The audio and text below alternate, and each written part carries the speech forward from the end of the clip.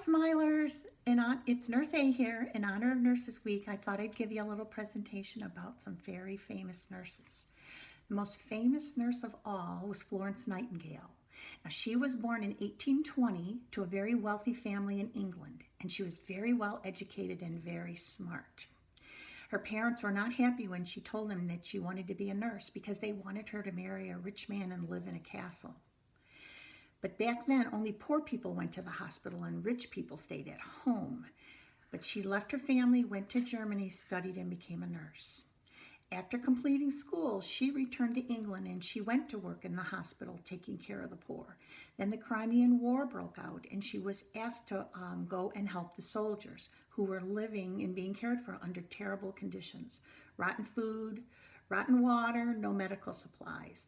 So she organized supplies and brought them to the soldiers. She would visit them at night and they were so thankful that they gave her a nickname and they called her the Lady with the Lamp, because she would come around at night, and visit the soldiers carrying her little lantern.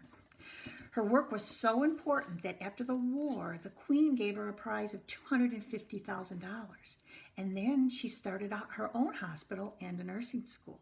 Women admired her and they wanted to become a nurse themselves. And she wrote a lot of important papers trying to help the soldiers in the army. She became ill, though, at age 38, and she had to spend all her time in bed. And even then, she still worked on trying to improve health care. She died in 1910 at age 90, and she is considered the pioneer of nursing today. And her birthday is on May 12th. Can a famous nurse be an American? Who is the most famous American nurse? It is Clara Barton. Now, Clara Barton was born in 1821 in Massachusetts, and she was very shy, so her parents sent her to boarding school where she became very good at reading and math.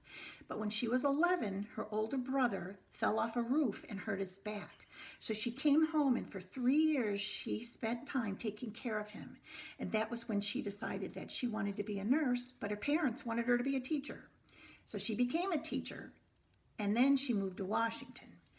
When the Civil War broke out, she found her passion. She started caring for the wounded soldiers. She organized a collection of food, supplies, and clothing.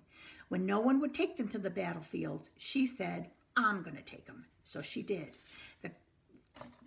So she would bring supplies right to them. Soldiers were so appreciative, so happy, that they gave her a nickname, the Angel of the Battlefield. After the war, President Lincoln gave her an important job in Washington, and she went to vacation in Europe. And in Europe, she heard about an organization called the International Red Cross. And she said, well, if they can do an organization like that over there, we can do it here. And she came back to America and founded the American Red Cross, which is still active today. That's an organization that helps people during national emergencies. And she continued her work with the Red Cross until she died at age 90 in 1912. This is part one. We'll have more famous nurses for you next time. Thanks. Bye.